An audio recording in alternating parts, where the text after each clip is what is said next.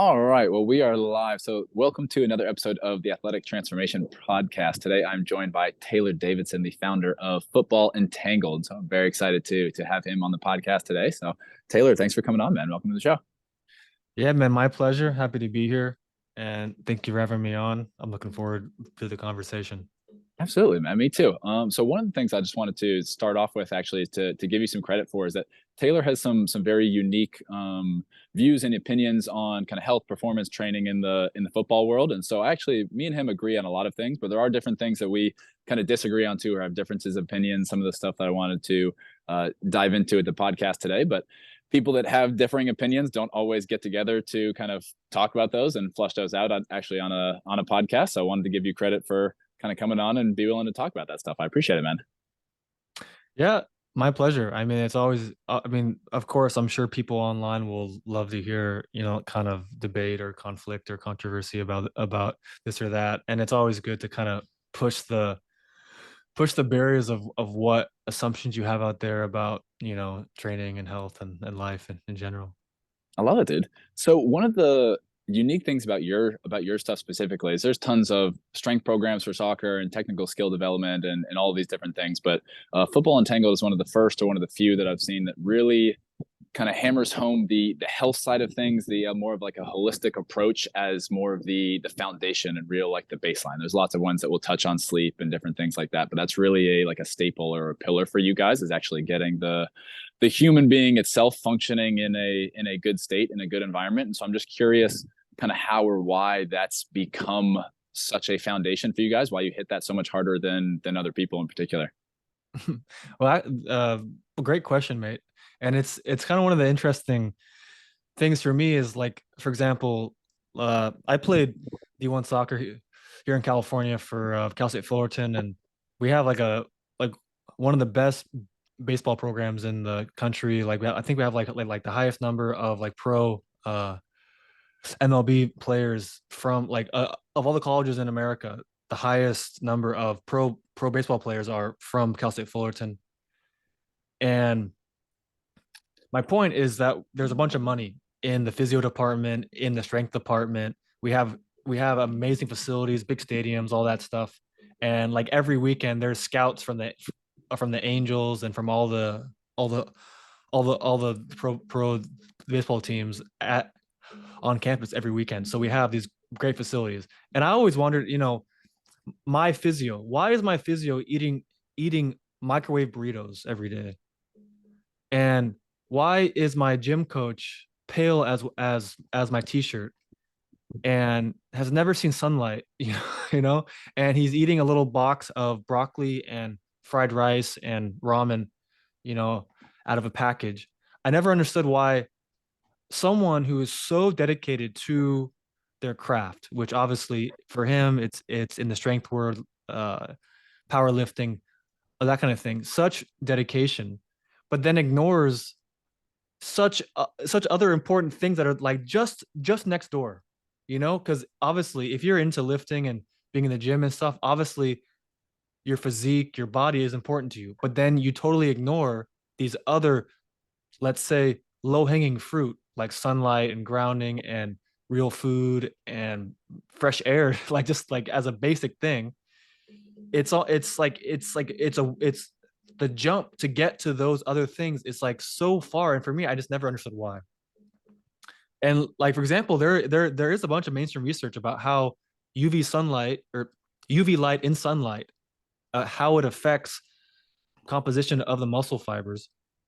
And yet every single gym in the whole world is in a basically like in a basement, in a dungeon without any natural light coming in, you know. Yeah, 100%. We got to get you out to the Bali time chamber. You'd like that one. That one's open air. But it is no, it's a very valid and very interesting point that yeah, the most of the people in the places of authority that are talking to that are speaking to these athletes, whether it's the people that like are political health representatives from a like a global health perspective, how remarkably unhealthy all of them look at whatever country you want to look at, or the classic strength and conditioning coach who's yeah gigantic but can't do any of the athletic feats that the athletes he's training are actually able to do.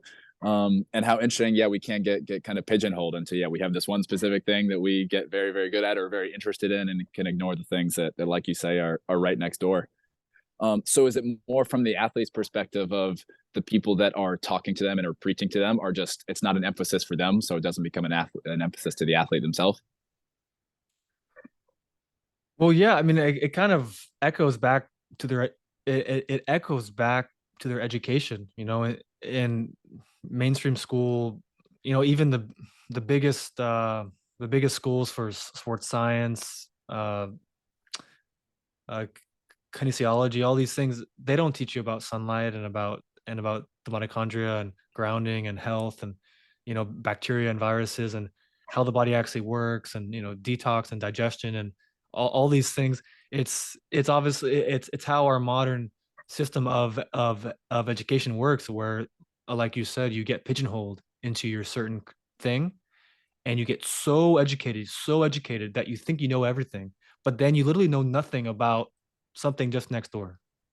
It is interesting too if we think about like performance as like a pyramid, and like the very, very top of that is actually performing in a game, the high level stuff that we're doing with sprinting and jumping and cutting and plyometrics and all the things. Like it seems like that little tiny top of the pyramid is where all of the effort and energy and resources go into and studying in sports science and things like that. But we miss that foundation, that base of the pyramid, which is just basic health, basic physiology. And it's starting to shift very slowly. People like Huberman and stuff like Mm. biohacking space is becoming a little bit more common. But yeah, it does seem surprising how much energy and resources go into that top of the pyramid, and how much basic stuff and just benefit there is from doing some of those basic things like grounding, like sunlight. So within that space, what are some of the basics? I know you touch on them a ton with your content, but some of the simple, most low hanging fruit that could benefit athletes that they're not doing already. Like where are these guys missing? Where are Mhm. these guys going wrong?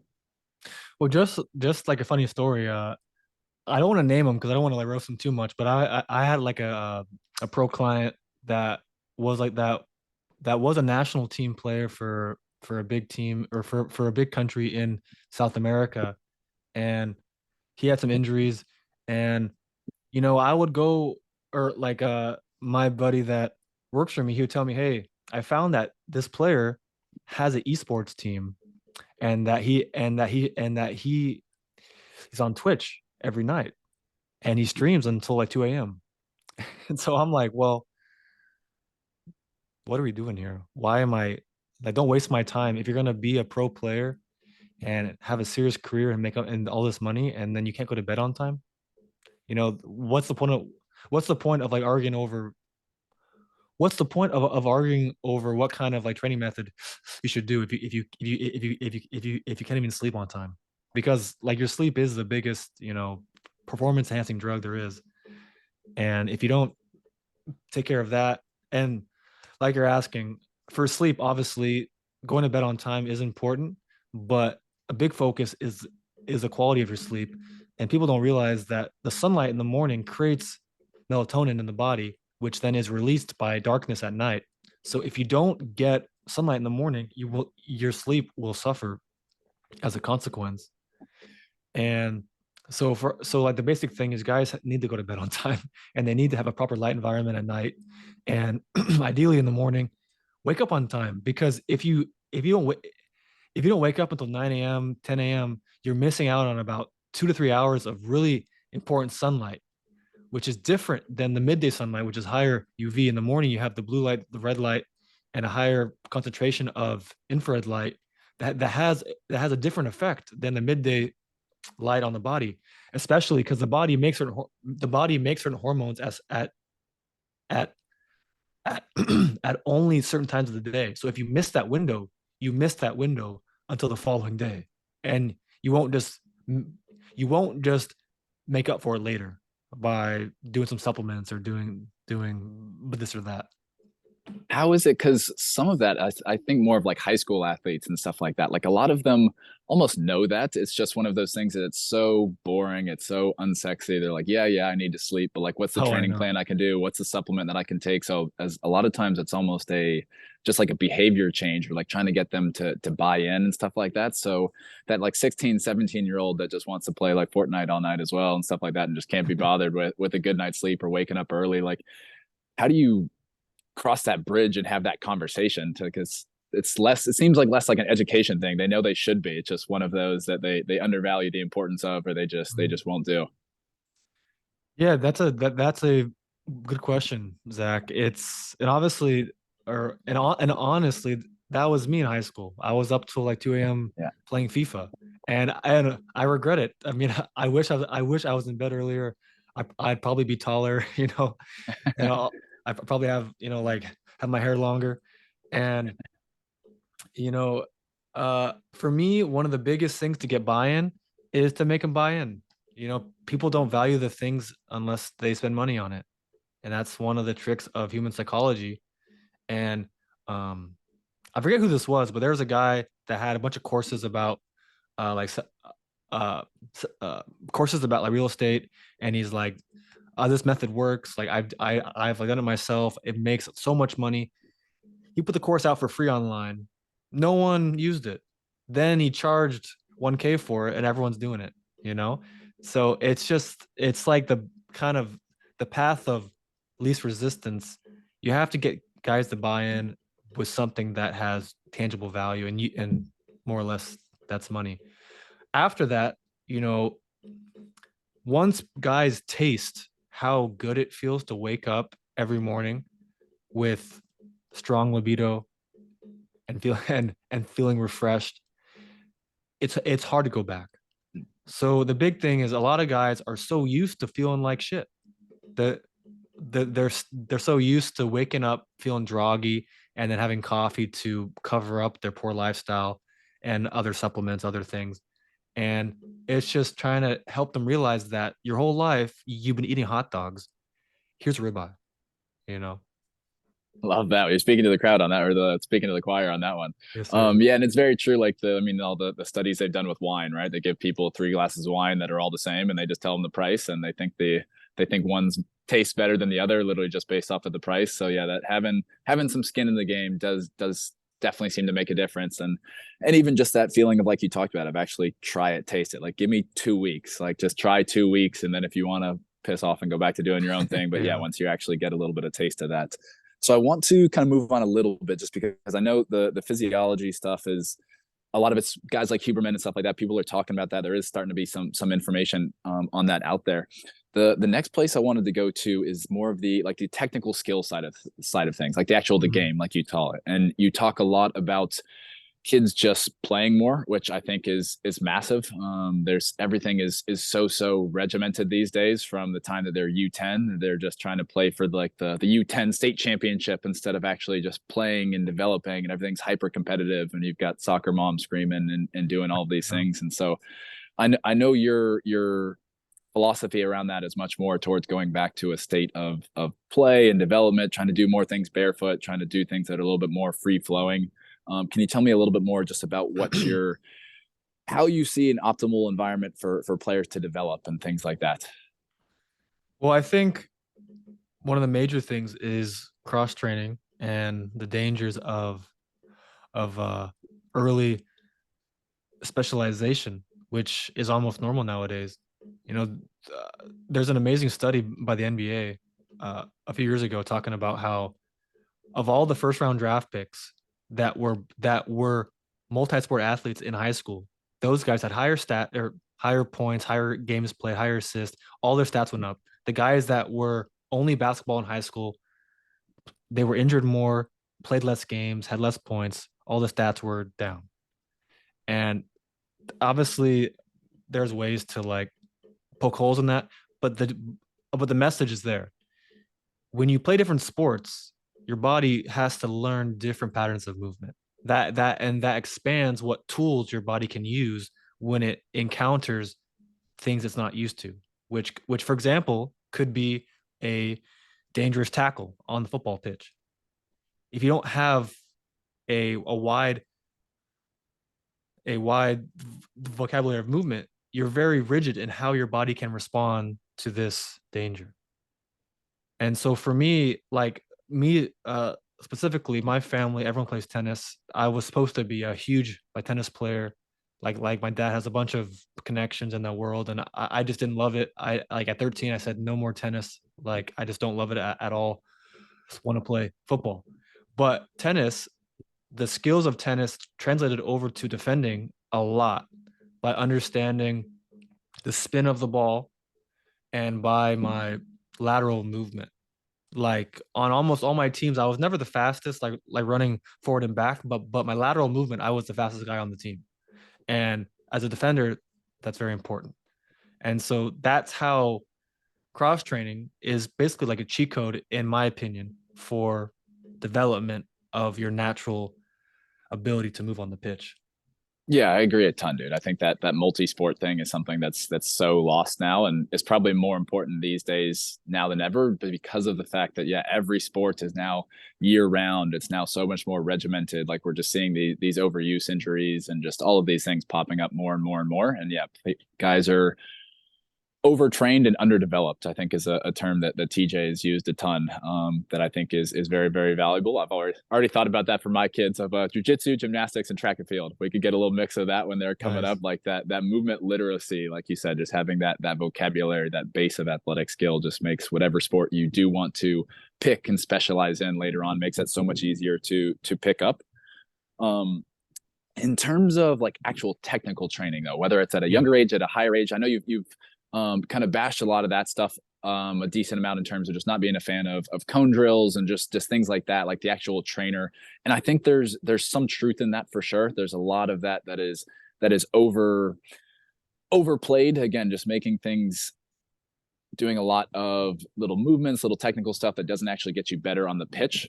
But I do wonder if there's some space for that at all. If there's some kind of baseline level of technical skill, like a prerequisite that you need to be able to be able play with both feet, for an example, to be able Mhm. to then go out and play on the court like you talk about and be able to who play five aside and do these things to develop more of the creativity. So I wonder what your kind of just stance is. Is there any value to that, to any of these people doing some of this technical stuff, or should it just really just play, leave that Mhm. stuff alone and try and take care of it that way? Well, my opinion is that the way that a footballer should view it is that your craft, and as a metaphor, we can say your your ability with a sword, as a warrior, playing the game, the the experience on the pitch, the 5v5, that is your ability to handle your sword, your skill at your craft. Cone drills and these other kind of ball mastery things, I view it as how you can sharpen your sword. So it literally doesn't matter how nice and sharp your sword is if you have no idea how to use it. And so for me, at least 80% of the time, the game is what has to be there. Learning to use the sword. Because a great warrior with a terrible sword is a lot better than a bad warrior with a good sword, you know? And I think that's what we see so much in America. We have these guys that are so technical doing these shooting drills and passing drills and cone drills. And then on the pitch, the kid from the kid from the barrio makes him look stupid. And that was my experience. I'm seeing this firsthand. I was the guy doing all the cone drills, and then there's a kid from a different area that's 5'2", weighs 140, and he's a starter, and then he signs an MLS. It's like there's something there that you guys are missing.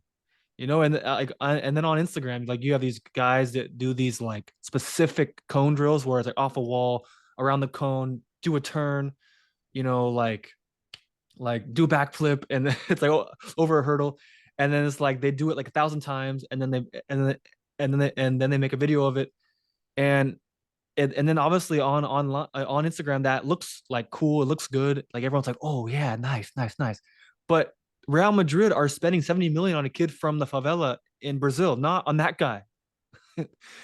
And so you have to, in our world, in our career, in our life, time is limited. So you have to use the time to the best of your ability that's most efficient as possible.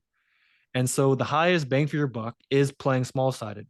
Yes, uh, on a Friday afternoon, if you have no practice, go do some barefoot ball in the wall stuff, juggle off the wall, bring it back to you, control it, one touch, two touch, three touch, laces inside the foot, outside the foot.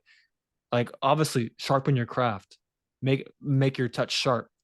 But again, the bottom line comes to how can you use that sword? I think that's a really good distinction. I like those 2 points of the sharpening the sword versus the using it, that comparison, and then also the time thing of like how to actually get the most bang for your buck. If you're a high school kid and you only get an hour a day to practice, like what's the best use of your time actually playing versus doing some technical stuff? And I think back to my development of the way that I came up and stuff like that. Like I think the only reason that I went places is because the majority of the stuff that I did was playing all the time. I trained with my team, I trained with the older team, I trained with like four different groups, like Nice. all in my area, and a lot of that was just small sided to goal, small sided possession, like not that much technical stuff. And I think that's probably where the majority of my development came from. So I do think that's a big thing. It can be hard for kids at the youth level, at least in the States, just because a lot of times they're kind of pigeonholed by whatever they have to do with their coach and with their team. But it is valuable to try and find the ways to get pick up in whatever it is, to get as much actual just playing as you can. I do think Mm. I do agree a lot with you. I think that's becoming less and less valued and probably more and more important in the game today. And especially again, like you and I are both based in the States, just seeing what's going on at the youth level and that sort of thing just feels like we're not doing as much as we could from a developmental standpoint. I think that's a big piece of it. Mm-hmm. Yeah, like as a final point, just to say, if I had traded, let's say, like 100 hours of cone drills for 10 hours of indoor or 5v5, I'd be 10 times the player. That's always been my opinion. And dude, just to that point too, like so I will give you credit too. One since I've started following you and stuff like that, I don't play as much as I used to. Obviously, it's not my main thing, doing business and all that stuff. But I started playing pickup with these local group of like Hispanic guys at like a park right by my house, and we're all playing barefoot out there. And some of the guys are 15, some of the guys are like 65. Like I think one guy was like a Yeah, pro like 100 years ago and stuff like that. And yeah, it's sick. Hey, it's a ton of fun. Like everyone's laughing, messing around, but like literally just playing like small sided, like actually playing barefoot. I noticed when I was doing that consistently, like it didn't take a lot of time, but just feeling much more like comfortable, sharper on the ball when I did then go and play like with my team that I was playing with or playing in boots and stuff like that. So I do think that's something that's very, very interesting, very, very valuable if you can find it. And maybe one of the things is it's hard to find these days, but it's valuable enough that it's worth creating. As like mhm, a side note, like Ben Patrick, who we'll talk about in a little bit, who is somebody that I'm a big fan of. Back when he was training in Clearwater, he had a group of like kind of high school basketball kids that he would like train with in the gym, but then they would also go and play like 1v1, like five-a-side, like actual basketball, and like they created that community themselves. And if getting better is something that you're serious about, like getting together with some of your friends and pulling them out of the house and going to like create that yourself. Like yeah. if that's not an environment that's readily available for you, like what can you do to create that yourself? Because it is something that's valuable and I think can be massive to like an athlete's development as an actual player. Mhm. So then, dude, some of the fun stuff I wanted to get into. So the gym stuff. So obviously, you're not a huge fan of gym work at all. Think there's better value to be gained from getting into more of the fascia stuff, which we'll get into in a little minute, and then just actually playing the game.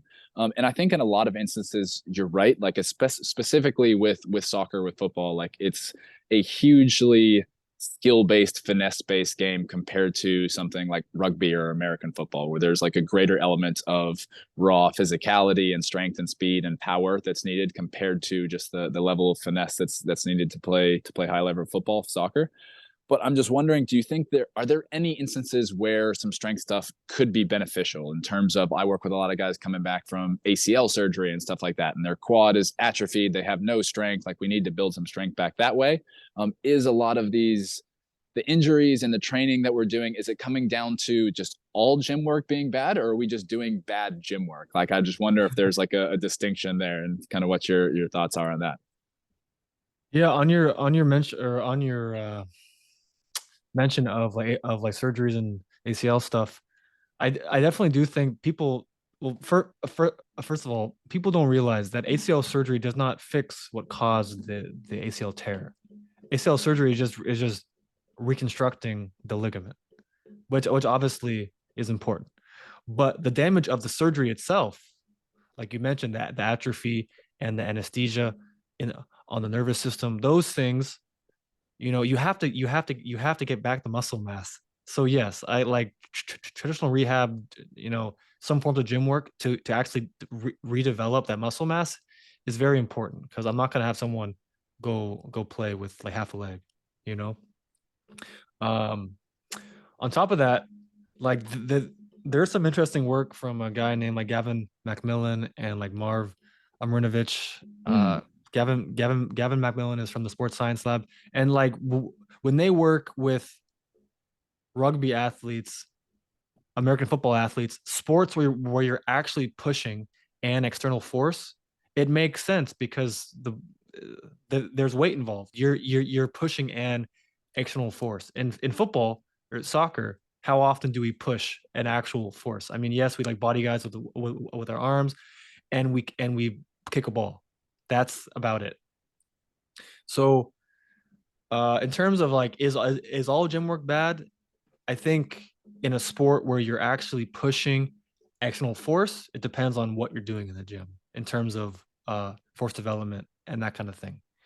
And then looking at sports like soccer, tennis, basketball, for me it just goes down to how does your body actually work? Because I've been in the gym back before I kind of got into all this fascia work and and this or that. And I'm deadlifting three plates on each side, doing barbell hip thrust, three three three like three or four plates on each side, super strong in gym terms. But yet on the field, I've never felt my glutes when I run, even though all these things in the gym are supposed to target your glutes, make your posterior chain more powerful, make it, do all this, all that. But yet I've never felt my glutes on the pitch.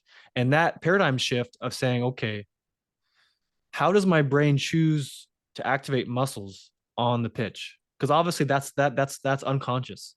If you're in the gym doing a band warm up to force the glutes to activate in an acute manner, and you basically just make the glute med contract as opposed to the whole glute activating through the fascial inserts, it's a different ball game when you're talking about on the field performance, running, jumping, shooting, because there's a whole different feeling when you shoot a ball and you're quad driven and you have zero uh, glute connection compared to when you have a serious fascial development in the glutes from the feet. Because like in my experience, say like you and me, Zach, are like going out to do like pings for like 40-yard pings, and all you feel is your quad. It's blocky. Then you go out 6 months later and you're doing it, the same exact skill, the same exact movement, and you feel your glutes and your abs. So obviously something under the skin is different. There's no reason that things just change randomly like that. And as we see, all the top athletes of all the sports, they pretty much all have strong glutes. They have the feet that are fascially molded, or they basically have prominent tendons in a way that speaks to a history of being barefoot in their childhood, versus guys that have weak, so-called dysfunctional feet. They can't retract their toes correctly. They can't activate their anterior tibialis tendon. Their arch is basically desensitized. They don't have that connection from the brain down to the plantar fascia. All those things that I just mentioned, just in the gym, I don't see solutions for. And that's for me is what translates to elite performance on the pitch. And so, I've been through like I've worked with dozens of gym trainers, and I've I've tried all the methods, and what I'm doing now, of course, isn't perfect. I'm always developing. I mean, right now I'm doing a life coaching cert for a new other thing that we'll be talking about in a few months. And so I think you always have to push the boundaries of what you think you know. And for me, it's always a hallmark of someone that I it's always a hallmark of someone I don't want to listen to when they're on the same thing for 5 years, you know? Because why aren't you pushing the limits of your knowledge, you know? Yeah, man. And so there's a lot of things that I agree with that. Like I went through a lot of the same experience of when I was in high school. Like I got into weight training and stuff like that when I was also trying to go play college. And I think what the experience that a lot of guys have and the experience that I had was the mantra in strength and conditioning is supposed to be like bigger, faster, stronger. Like that's our goal that Yeah. we try and make people. And what I experienced was much more of a bigger, stronger, slower. And I think a lot of guys experience that as well. Um, but then as I've started to kind of evolve, get into more of like the ATG stuff, the knees over toes stuff, like I'm wondering if from your experience, from my experience, if there's potentially just a difference in the actual like application and stuff like that. I've heard Chong talk about like getting up to like a good squat, a good deadlift and things like that, and not having that carry over to the pitch as well. And I just wonder if that just means that there's the style of training, the way that we were training, if that's done in a way that's not making us a better athlete, but if there is still an ability to. So like most classic strength and conditioning, like we spend a ton of time powering up like the hips, the glutes, the low back, but then they do very little through the feet. And so we build up a lot of these like imbalances where we're stronger in one area of the body than we are in the other. And that can lead to a lot of injuries or just lack of performance or different things like that. And so while I agree that a lot of times, even you'll see some of the best athletes in the gym in like a weight room are rarely the best athletes on the field and vice versa. I wonder if that just means if there's some element of that development piece as well, but if that also just means we're using the wrong tests. Like to me, like a barbell squat and a barbell deadlift, like they're not stuff that I use a ton of either. Like I don't think they're incredibly conducive to helping guys be better athletes. And I think there's a lot to be said for the natural development that you talk about through childhood. But the two issues that I see guys running into with that is one, if you're in my age, like what do we've missed that childhood window, so trying to play a little Mm. bit of catch up. But then also I think that style, that philosophy works really well for the guys that you talk about, like the naturals, the guys that I would also say like and put in that category of have a higher genetic potential or higher genetic ceiling. I'm actually curious on your opinion on like kind of genetics and stuff like that as well. But then I also wonder like what about the runs, the guys that do all of that, but I feel like there are some guys that are just naturally slow or naturally less athletic and that sort of thing. And so if there couldn't Mm. be benefit from a more precise way of training that can build up the tendons, the joints, the connective tissue, as well as the muscle that can make us stronger without necessarily making us stiffer. And so that's just kind of been what I've been interested in exploring. Maybe that's is or is not a thing, but just I'm think it's interesting or worth asking that question as opposed to just throwing it out entirely. Just because I have seen in certain situations, I have seen some value from it. Myself, I've increased my athleticism quite a bit from my college days to now doing a different style of training. I've helped other people do that as well. But then you do a good job in pointing out a lot of the videos and stuff like that are coming out of like Barcelona and Real Madrid, if they're like strength and conditioning and stuff like that they're doing. And it's head scratching to say the least. It's some interesting stuff. So I don't know if a long-winded way of I don't know if they're saying there's a question in there, but just kind of my thoughts on feeling like there's potential in there as well. And so I guess maybe how I'll wrap that up into an actual question is I think you make a very good distinction of there being differences in like movement quality and stuff like that between some of these guys that just move well on the pitch. They have this natural fluidity, athleticism, and stuff like that as well that allows them not to be as stiff and clunky as you see a lot of gym Mm. guys becoming. But if I just think of track and field specifically, I think of these like high level sprinters and stuff like that, and they have a lot of this fluidity, rhythm, timing, coordination, and stuff like that from sprinting so much. But there's also a huge power element, a huge power component. These guys are extremely explosive as well. And so that's where Mm. I just wonder if from this purely kind of fascial movement based kind of approach or training or system, do we still develop that to the same degree? If you look at these like 100-meter sprinters and stuff like that, most of them can move insane weights in like a quarter squat or something like that, just because it's very CNS driven and that sort of thing. And so that's where I wonder is if we can get that quality without wrecking them in the weight room, like is there a way to do both Mm. of those? And so that's I guess where I'm coming from and just kind of curious on your opinion in that sense.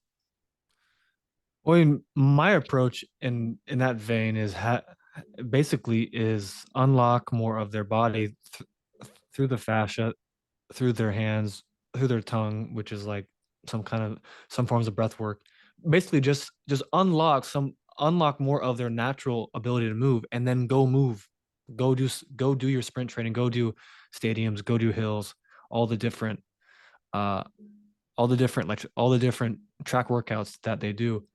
um, Obviously, there's different forms of track workouts across the country from different coaches in that world. I mean, like there's one guy that I like a lot named Tony Francis, I believe is his Tony name. Holler. Yeah, that's right, Tony Yeah, yeah, Holler. yeah, I mean, I think he's against most gym work as well, yeah. and kind of he's very he's very focused on the idea. Well, I want to move fast, so we're not going to move slow, which then obviously he infers when you use weights, you're moving slower because there's more weight, just based on basic physics. And for some things, I agree in that paradigm, that understanding. Like, yeah, if you want to move fast, you have to actually push the limits of your ability to move fast, and that means go and do sprint work. That means going to do stadiums and hill sprints and all those different kinds of track workouts. Uh, but I mean, ultimately, you have certain application of the ATG system to help with injuries. I don't think there's no value there. Know what I mean? Yeah. And it's like in terms of getting that like max output of power. I mean, hitting a football like hitting a football accurately like 100 yards is not easy. That takes a lot of power and precision. And I see some people, maybe not in our world, but in the normal gym world, it's like their only understanding of power is like lifting weights. Where like if you've ever had to sprint like a 400 meter lap under a minute, that takes some power. Or you know like we mentioned, having to strike a football, top corner from like 40 yards, that takes extreme amount of coordination and power and precision. Everything has to be working right. And that's actually one of the things that I wanted to mention is this idea of strength, the the coordination aspect of it, the CNS. People don't understand that like half of strength is just coordination. Your brain being able to think about it and do it in a coordinated manner. And people have kind of lost that perspective nowadays from all the bodybuilding, from all the gym work, like the mainstream gym work. They don't realize that strength is a skill, power is a skill, and you have to kind of develop it in a way that keeps the brain center place. I do like that line. I think I've heard Keegan mention that too, that strength is a skill. I do think that is a piece of it that's undervalued and underrated. And that's why I don't use as much things like a barbell deadlift or a barbell squat with a lot of my soccer guys. And if you test them on that, people will think, oh, they're weak. And a lot of times, no, it's just that they don't have the skill around that specific movement, which is fine Mm, because the carryover is going to be less than maybe with other things. mm, But then that's where I'm like, can we still build some of those qualities, those attributes of that strength and power without messing guys up? So I think we're in honestly, I think we're in very similar opinions of what we value and what we look for in terms of some of those qualities and just slightly different angles of how we approach it. In terms of like kind of seeing a lot of the faults with a lot of the traditional kind of strength and conditioning, bodybuilding type approach and how that's kind of failing and letting down a lot of people. Um, I come back to as well when you talk about power and that sort of thing and how with football and with rugby, like American football and with rugby, how there's that element of moving another person and so having to need that higher degree of strength basically and pushing against somebody else. But I do mm, also think about the idea. Louis Simmons has the quote that all movement starts with overcoming inertia. And so the idea that to move ourself, to move our body, be able to very quickly explode, decelerate, everything like that. There are high degrees of forces and power that go with that.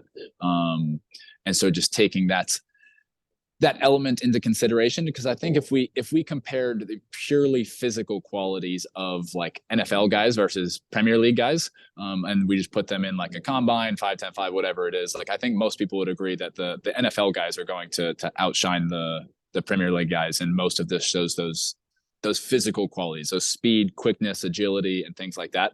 And so when I think about something like that, I think there is value in having that, again, that strength and power. These guys are even bigger guys. These guys are doing a lot more weight training stuff than a lot of these Premier League guys. And not that we need the Premier League guys to be that size, because I don't think it would be conducive, but that they're able to display some of those qualities with that amount of training without being destroyed. And I guess that's just one of the places where I think we differ some. Is I heard you bash a lot of strength training, not just from the sense of being not valuable, but also causing a lot of injuries. And again, I think that's true in a lot of senses. I think just with you and me, I see a lot of your stuff and I'm like, yes, but I always like want to add like a comma in there, and you just Yeah, put yeah. things as like a hard stop, and maybe that's like an easier point to get your point across. But that's, I just think, the why we're having this conversation is just to be able to flesh out some of those nuances and some of those situations where it may be more appropriate than others. Yeah, on your mention of like kind of testing or comparing American football players to soccer players around the world, and the differing qualities of their physiques, you have to look at the demands of their sport. And in soccer and in football, you're not able to carry that much mass around. You'll basically sweat it off. And No, 100%. in American football, every play lasts what, 5, 10 seconds maybe.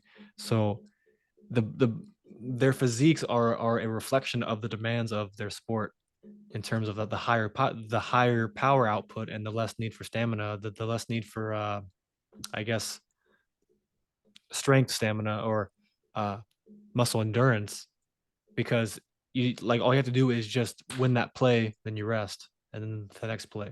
So their physiques reflect their sport, honestly. So it's like, No, I if agree. you, Good. yeah, go ahead. So no, it's like I agree with that 100%. That's why I was saying like I'm not expecting football, like Premier League football, to look like NFLers. Like you said, that's not something that's Mm. going to be conducive.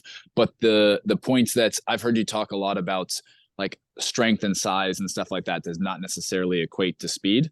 And I Mm. think that's true. It's not a given. It's not a one for one. If I get bigger, stronger, I will get faster. But I do think it's true sometimes. And that's more of like these NFL guys are bigger and stronger and more explosive. Obviously, the fitness, the conditioning, like the stamina is not there because it's not conducive to the sport. But that's Mhm. really just the point that I want to illustrate with that, is that there can be a role of strength and size making these guys faster and more explosive, that obviously our Premier League guys are not going to have from that stamina standpoint. But that's Mhm. just the point that I was trying to illustrate with that.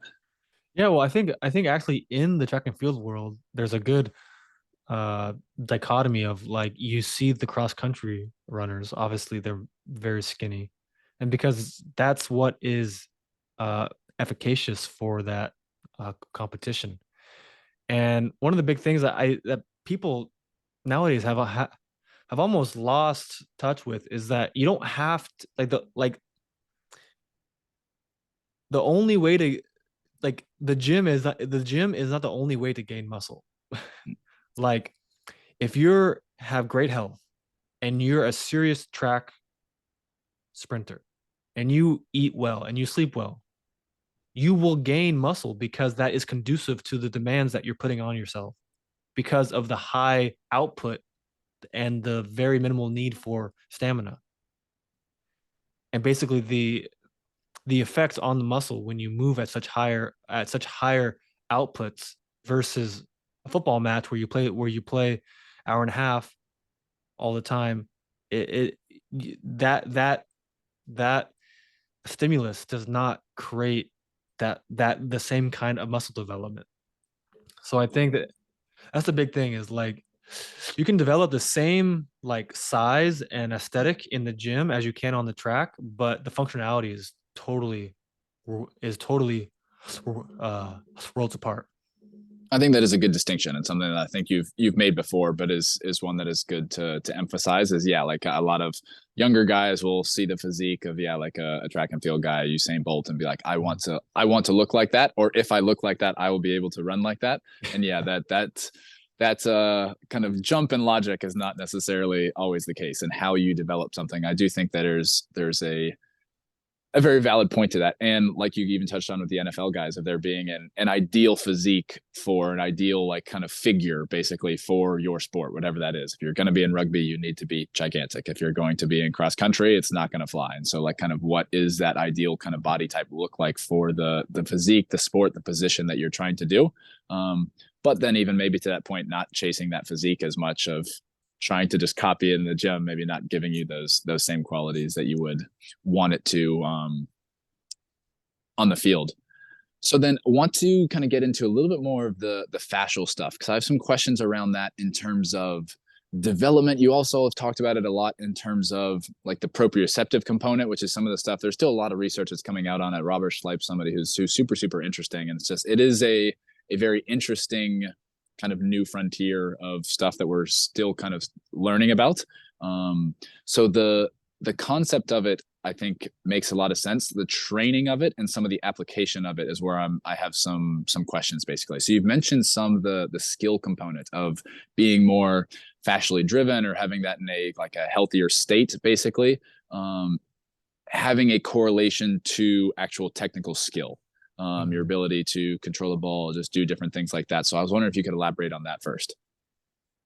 Well, basically, Dr. Robert Schlepp talks a lot about how fascia is the body's biggest sensory organ, and fascia has 10 times the amount of proprioceptors than muscle does.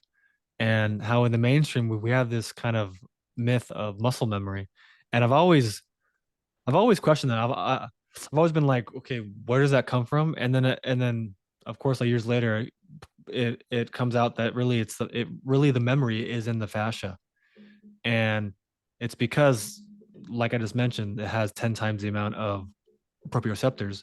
And of course, for example, on the skin, on the arch, you have tens of thousands of touch receptors, which is how your brain absorbs information from the ground, which then dictates, okay, what muscles activate to keep me from falling over, so I walk, so I can jump, so I can turn around, so I can pass the football. And that was one of my big transformations, is when you go from being muscle driven to a bit more fascial driven, the the skill component, your touch, your ability to control a ball, just your coordination permanently develops. And basically you're just kind of nourishing your brain, like your nervous system didn't have access to all of its sensory application as it was. And so that's a big part for that's a big part for me, for the fascial system as well, and this kind of training. And like you were saying, there are a bunch of people in the so-called fascia world that talk about fascia training. And even for me, I see most of the things, I'm like that doesn't actually work. Like I like like I tried that. That's stupid. So then with that, I'll stay on the skill component first, because on the one hand, it does kind of make sense. I've heard the proprioceptive piece of how it's such like a sensory organ, essentially, is what he calls it. And so that would then make sense of just more fine motor skills, like the ability to just have more precision with something like controlling a football and that sort of thing. So then if somebody was some of these more natural athletes, like you talk about, if they're more fascially driven, then they're going to be more sensitive. They'll have more control. But then where I get confused with that, and my question with that is then, why does that not translate, or shouldn't that translate over to other skills, other things as well? Shouldn't they just be more naturally, like just natural athletes? And so the reason that I asked that, or like the question around that, is like, if you I've seen a video of they put a basketball in Mbappe and Neymar's hands, and they look awful. They look atrocious. And maybe like it would just come with time, right? They've never practiced like holding a basketball or whatever it is. But Yeah. it just still made me wonder of the a lot of these guys, are they not just have like an affinity for the game itself? Like, is Messi not somebody who was just born to play football? If he'd had the exact same environment growing up, if he developed the same way physically, fascially as he had, but he was a tennis player, would he have developed to that same degree? And so that's just where I wonder about like that's how does that skill component carry over? Like I'm quite sure I'm a better basketball player than Neymar and Mbappe, but I could never touch what they do on the field. So like, am I more fascially? You know what I mean? Like that's just where my Yeah. my thought process goes with that. I think more or less my answer is yes. I think those guys, if they wanted to, like of course, Neymar's born in Brazil. Basketball is not a big sport there. He's not very tall.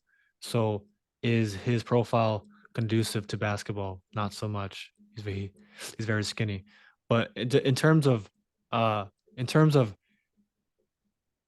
uh skill acquisition, I think that's where the fascia comes in. Their ability to learn new skills like basketball and tennis and ping pong, I think is way faster than someone who doesn't have their same physical qualities. One of the big things that I've always noticed in myself and my clients and and like stories of my clients and their teammates is the guys who are quote unquote more of naturals that have more of these that have more of these fascial driven qualities when they're out injured or they're on vacation and they come back and they haven't uh touched the football for a while, they don't feel rusty. They don't lose what they had, quote unquote. Muscle memory. Yeah, they don't lose it. Yeah. And so that's what I've seen in myself going from being muscle driven. Oh, it's like if I don't do my ball drills every day for half an hour, the following day I'll be rusty. But then it's like once you come across that spectrum to being more fascial driven, it's like I can rest for 3 days and then on Monday my touch is better, even though I haven't trained. And it's because there's a whole different process happening under the skin.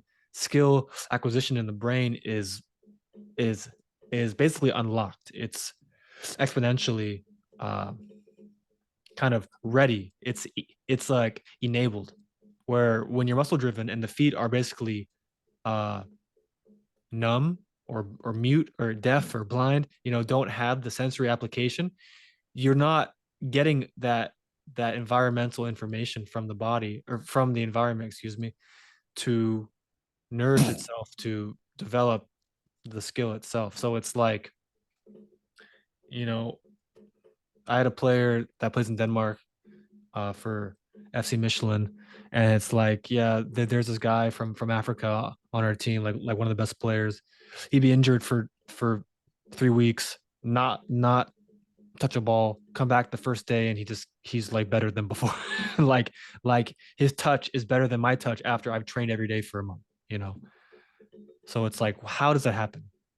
Yeah, like that That's old expression, like class is permanent kind of thing of these old legends that are 45 years old and still killing it on the just on the touchline that are coaching now and stuff like that. that's Um, right. it makes sense, and I want to kind of believe and buy into that. I guess though I still get hung up. I would expect some of these guys to maybe have slightly higher base in some of these other ones, but maybe I've also grown up playing a little bit more basketball than they have and that sort of thing. But the idea of it being a like the potential for learning or the rate of learning being quicker does make some sense. I'm interested in, and again, I know this is stuff that's still new. We're still learning about. So how the physical proprioception and skill element combines with more of like the actual neurological skill learning or just motor development. So the interplay there. But again, stuff that's still new and still coming out. Um, Well, so it yeah. is. Go ahead. Don't get me wrong. I still think these guys from Brazil and France, like they are still. One could argue they're still too specialized.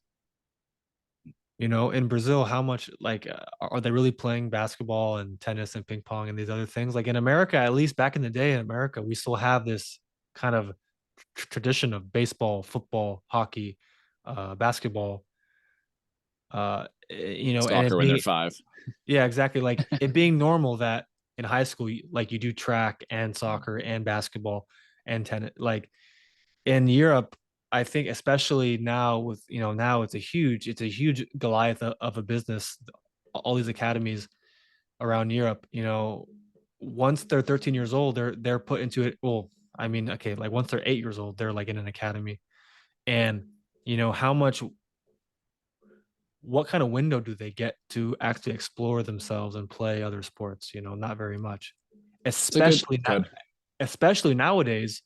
Like I think it's different nowadays versus even 10 years ago, 20 years ago. Like at an academy like Ajax right now, if you're 12 years old, if you're 14 years old, are you allowed to play basketball? Are you allowed to play ping pong? I mean, okay, I guess maybe ping pong for 5 minutes after training at in the clubhouse, but like the whole multi-sport athlete is dying in kind of our modern world. That's a good point. Yeah, it is kind of like an American idea more than anything. It's much more common here. Could that be part of the reason you think somebody like Neymar keeps running into like injury problems? Like I know that may be a loaded question, but that's another one of the points that I've been interested in is if all of like if being more of these like fascially driven, fascially dominant, if that makes you more protected from injury, why are some of these guys the ones that are getting injured first if they're all doing the same strength training? Nobody's assuming Neymar's spending extra time in the gym, just what he's like forced to be doing. So I'm just Yeah, yeah. curious on that as well. Well, I mean, I'm asked this question a lot, and my answer is always the same. And people like to forget that Neymar, has had a lot of serious contact injuries. Uh, Not to mention other environmental influences like his poor lifestyle and nutrition that can leave him more susceptible to ankle sprains, which then an ankle sprain gets him gets him put into the world of rehab, which in my opinion the rehab causes more issues. It's a domino effect because the initial, let's say, minor injury gets them onto a program where they're being treated, and that treatment can be focusing on the symptoms. It can be, oh, we got to increase the ankle mobility, we got to do this, do that, we got to use like stem and try and shock their muscles and do these different gym things that don't actually understand what makes Neymar who he is, what makes him actually athletic.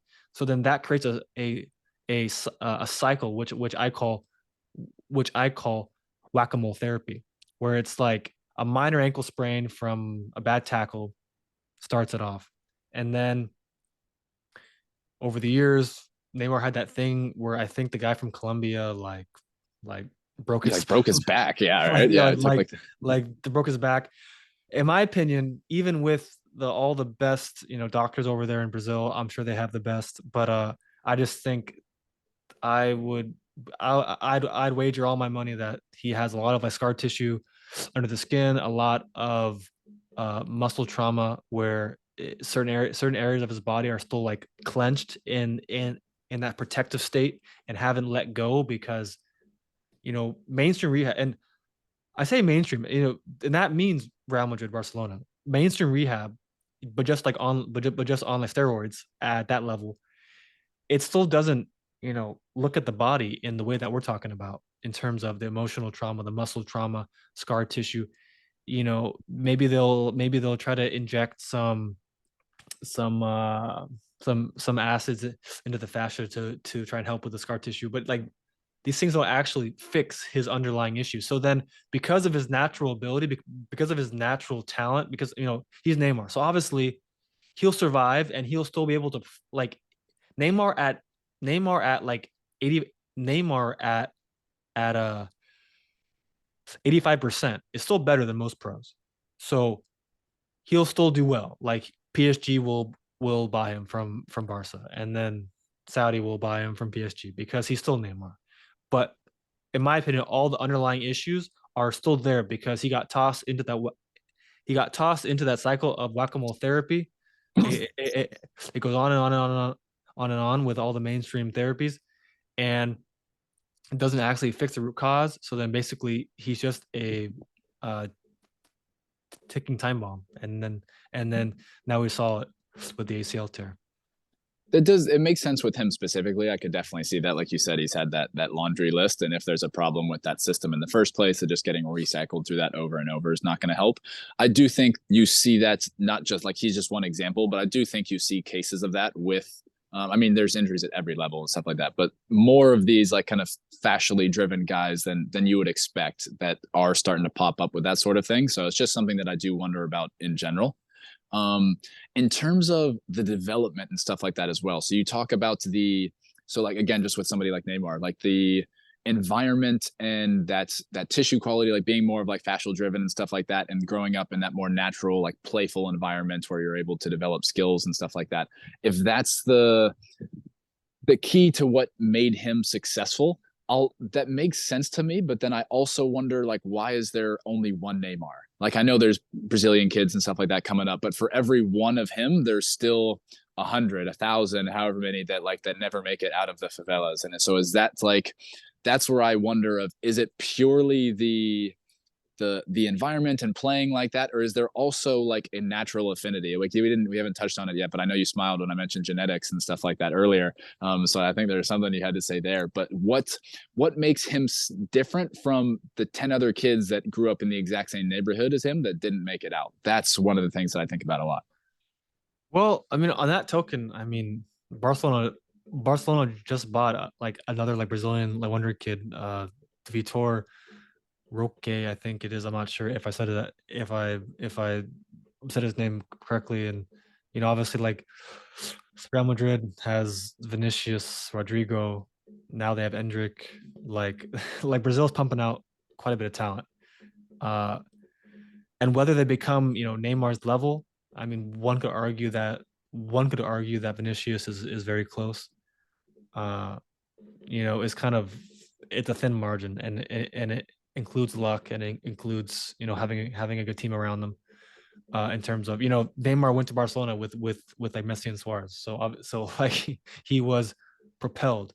Imagine if Neymar was at like a different, I don't know, if like he went to Chelsea, like like Chelsea at the age of 18, we'd probably see a whole different Neymar.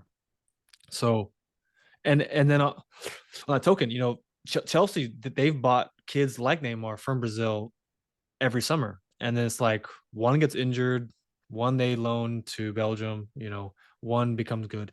It kind of at that point, I think there is a proven concept that Brazil is pumping out Neymar level talents every year.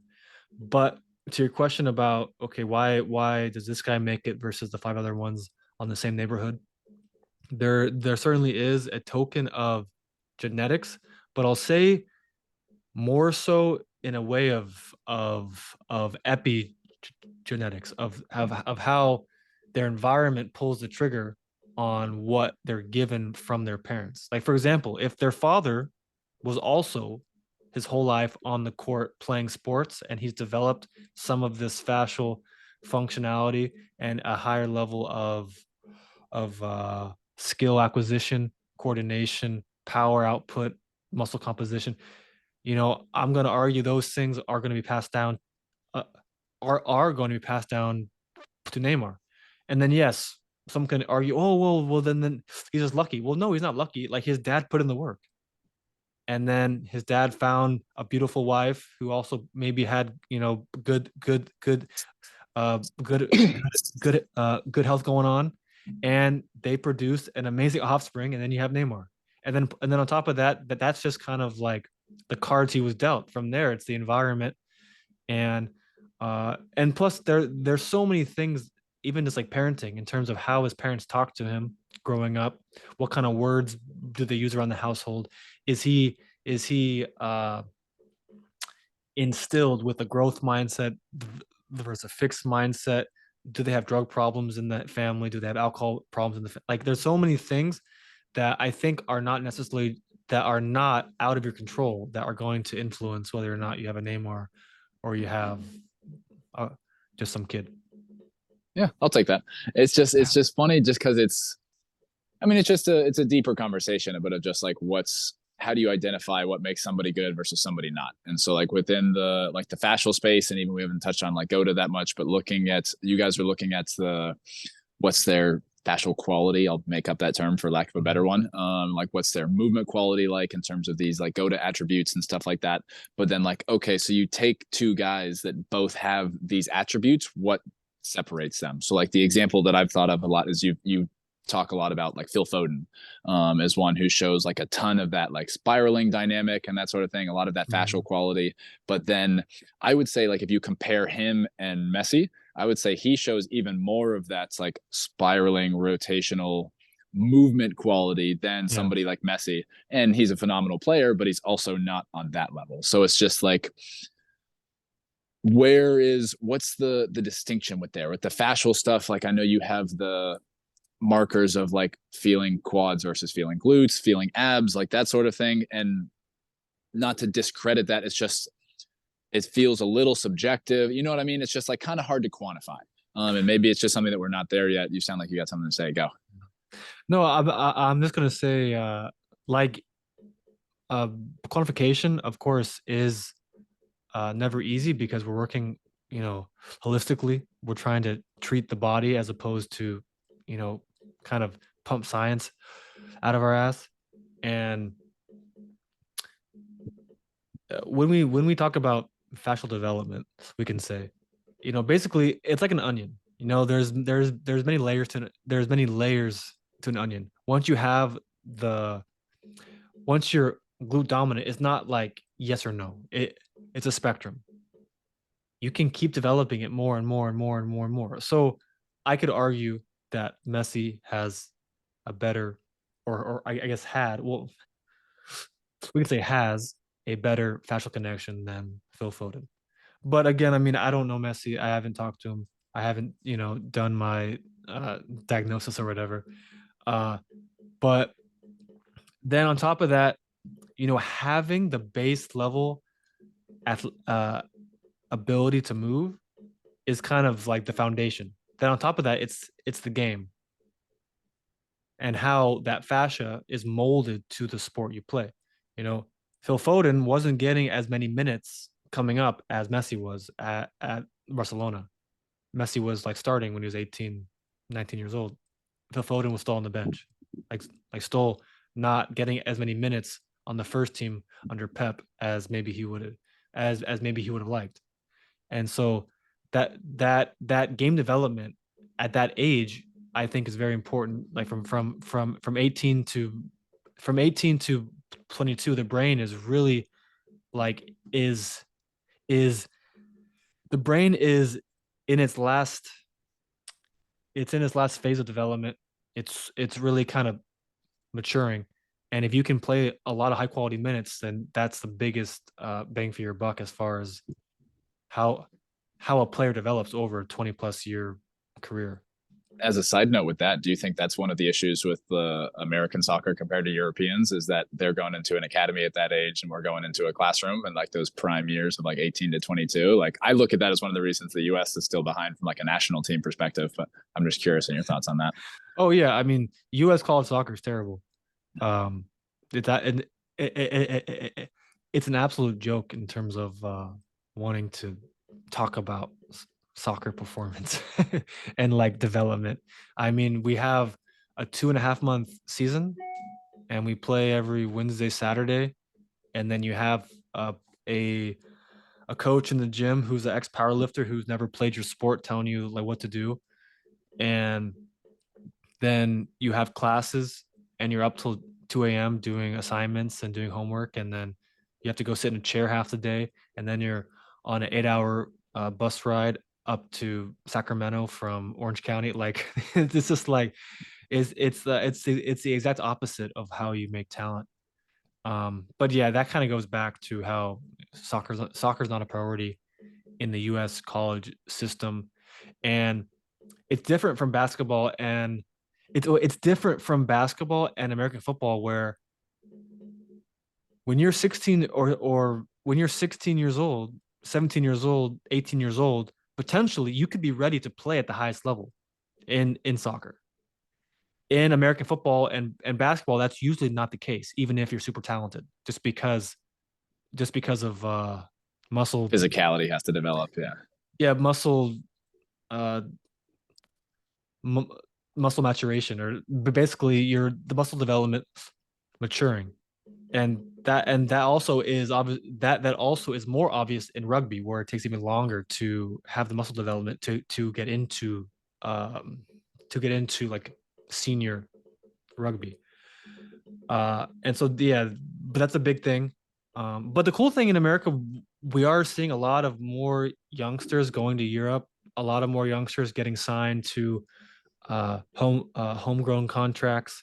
And so there is some hope, I guess we can say, some potential, but there is still the main pipeline of players going from academy in the MLS into college D1, and they play for 2.5 months, and then they have off season for the rest of the year, and they kind of have this like purgatory of having practice and then doing fitness and then lifting, and then they're like, and then there's a random 1 month a season in the summer with different teams. It's like, it makes zero sense in terms of actual development.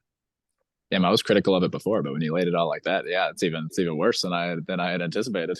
Yeah. I want to be mindful of your time. I still have a couple other questions I had to ask you if you still got some time. Yeah, sure, man, go ahead.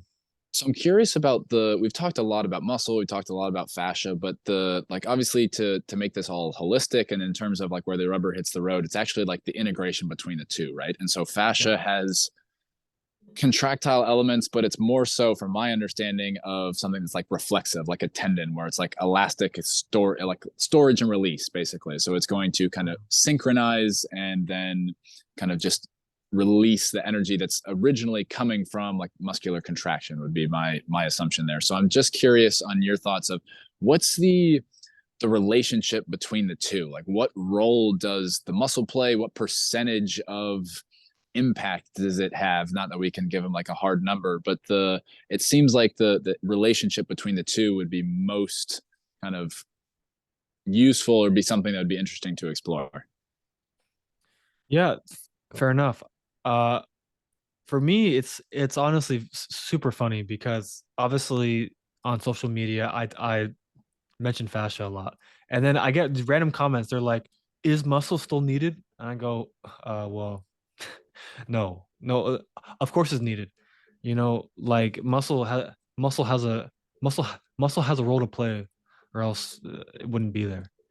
But in my opinion and in my perspective and all the work I've been doing over the years, muscle isn't very smart. Muscle kind of just does what it's told in a way. It's not gonna think for itself. And fascia is the network. It is the ecosystem that muscle lives within. Uh, One could argue that basically your whole body is one big fascial suit, and that muscles exist inside pockets of one fascial web, as opposed to the mainstream kind of thinking where it's like, oh, like muscle, muscle, muscle, muscle, muscle, and then fascia just is just this like extra like filler tissue that has no functionality. Well, it's like the whole nervous system, all the lymph and the nerves flow and go through your fascia. So if your fascia is under nourished, is under uh, stimulated, then how is the muscle going to be able to receive messages from the brain to coordinate and to activate, or and to contract and relax as it needs to in an effortless manner to be a good athlete? Because that's one of the worst things that I found for myself, at least, is if you're stuck in a chronic state of muscle contraction, your muscles can never really learn to relax fully, and that hurts recovery a lot. You don't get enough blood flow into the muscles well, certain muscles are stuck in this kind of semi-contracted state because of injury, because of emotional trauma. For some reason, your body has chosen to keep this muscle clenched to protect you from some kind of trauma that it thinks is still there. Got it. So with the idea being from like a development standpoint of like take care of the fascial properties, make sure it's developed well, like and then do the activity that you want to do, and the muscle will almost kind of develop as a byproduct or in response to that. Yeah, I think like the big the main metaphor that I use is like in a car, you have your turbo and the engine. For me, the engine is the fascia, and and the muscles are the turbo. And most people, like, they're relying on their turbo, which is a very fast way for a car to break down. And their engine is basically underutilized. It's not performing optimally, and it's not doing its job. And so, and like we kind of covered earlier with looking at with looking looking at the physiques of rugby, uh, American football, soccer, we see that when all those guys across the board, they're all fascially well built, but then the muscle develops in response to the demands of their sport. Some more than others. And so, if you take care of your fascia, the muscles will improve on their own in the way they're needed to, in that kind of natural self organizing way, without having to kind of micromanage specific muscles or muscle groups in the gym doing certain exercises. Are there ways to train the fascia while also training, like if we have more of like a workout in the gym basically that can have more of a fascial component? Like I've heard again, like Robert Schleip talking about the ways that we stimulated the most being like kind of bouncing movements, but then also stretching movements. And so then like I can't help but think about something like again coming back to ATG where there's such an emphasis on strength at end ranges of motion, and especially something like a Jefferson curl where you're kind of getting into that entire fascial back line, or even something like a sissy squat where you're getting into that stretching, that pulling feeling. Is that not going to be a way that may have at least more of a fascial component than your leg extensions and your curls and things like that? Well, usually just across the board in general, you'll be able to activate the fascia easier when you have less weight and you're moving slower and smoother. So what happens is when you add weight to the equation, in order to get to the fascia to activate it directly, you have to have a higher level of tension in the fascial system already pre-existing. Because then the more muscle you add to the equation, you have to have more fascial tension to compensate. If you don't, then your body will lean to activating muscle directly because in that scenario, your brain is just trying to help you accomplish that exercise, and your brain doesn't care about, oh, what's the best long-term thing for my development as a football player. It's just thinking, okay, in this exercise, I have to lift this weight, and so what's the best way to do it? And so in that short-term scenario, it's muscle, and it's kind of like the path of least resistance. And so that's why when we start in my system, it's non-weighted. There's not things at there's not things at full range of motion, because when you have that full flexion, it's also harder to reach the fascial system. And then so once you build that up, then that once you build that up to a point, then there's application to get to like a full stretch, a full flexion, add more weight, where you're able to maintain some of that fascial activation and not kind of go around the fascia and get the muscle directly. And then, so the last couple of things that I was interested in is one is your kind of personal experience with this. Like, I've gone having gone from more of the like traditional strength and conditioning, powerlifting type training, and then into the system that you developed. Like, what has been your experience personally? But then Mhm. also, like, I can't the one of the things that I still get hung up about a little bit is that with if I oversimplify things, we're trying to replicate the results that some of these pro guys have gotten doing things that they didn't do. Like obviously like doing things differently. And so that's just where like trying to, I mean, I guess that's what we're all trying to do, not just your system, but even like strength Mhm. training and in general and everything like that. And so just how can we be confident that if they got there differently, that we can get there using a completely different approach. Well, basically, the way I talk about things is that we are recreating what made them who they are. And this natural ability to move, being athletic, being fascial driven, having functional feet, this is what we're all born with. And you have to foster in childhood or else you lose it. All these guys who we are trying to copy or become whatever, they fostered it in childhood for one reason or another. And for those of us who haven't as well or have but then got injured along the way, we have to do things to recreate that functionality that they have naturally. And that's basically like the premise is when guys say, "Oh, but Messi didn't do like tower attractions." Like, yes, I get it. Of course he didn't. Like, he's a natural. He just plays the sport. He's barefoot. But he didn't ruin his foot function when he was 3 years old. So he has the toes retracted. He has the arch basically functional, has the anterior tibialis tendon working as it should unconsciously. But you don't. You aren't Messi. So we have to do things to recreate that functionality to make you built like him. And then like I said before, if you do things to break down that natural functionality that Messi has, that makes him Messi, that Neymar has, that makes him Neymar, then of course you're going to have issues because you just ruined what made you good. Does that make sense? Yeah, absolutely. And then I think you asked about my like personal experience.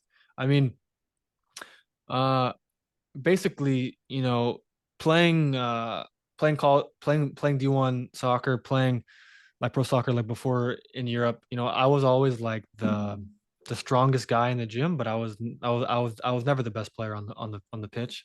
And I always had to kind of do more effort to keep up when guys I felt at least did half the effort, but were still better than me.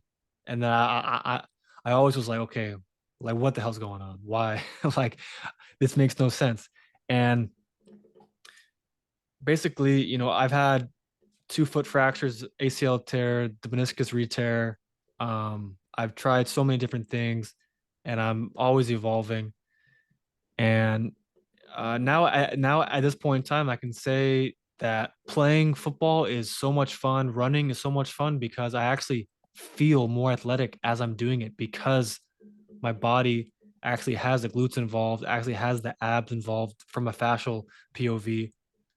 Um, so playing sports, doing activity is actually enjoyable. Working out is enjoyable. Whereas before it was a grind. It was a muscle driven thing where I had to force it just because I'm told that this is what I should be doing. And that, yeah, sure, doing bodybuilding, like you go home, have a pump, hop in the shower, eat some food. Like, yeah, like you feel good from the pump, but it's not a permanent transformation where every single day when you walk around, you feel athletic. And that's the big thing for me is like if your system of training doesn't make you feel athletic, doesn't give you that swagger, which enables your sport to make you more athletic, then that's the problem. I love it, And dude. yeah. Well, that's everything that I know we could talk for a little while longer, but that's everything. A lot of the things that I wanted to cover today. So it was really fun to kind of get in and kind of get into some of the nuances that you're not always able to get to on like short form and social media and stuff like that. And so it's cool to see how much stuff that I think we do genuinely agree on compared to more of like kind of nitpicking a little bit on some of the things that we differ on. And so yeah, it's cool to see of how different spaces that we can be in, but still have a lot of the same kind of opinions, same kind of views. So I appreciate you taking the time to come on today and have this conversation and sharing some of your time and your thoughts with us. Yeah, Zach, my pleasure. And I mean, like we're both football players. We both love the game, and there's a lot of commonalities there. And so I'm happy to come on and talk anytime. And my pleasure. Thank you, man. I appreciate that. I'll take you up on that. All right, bro. Sounds great.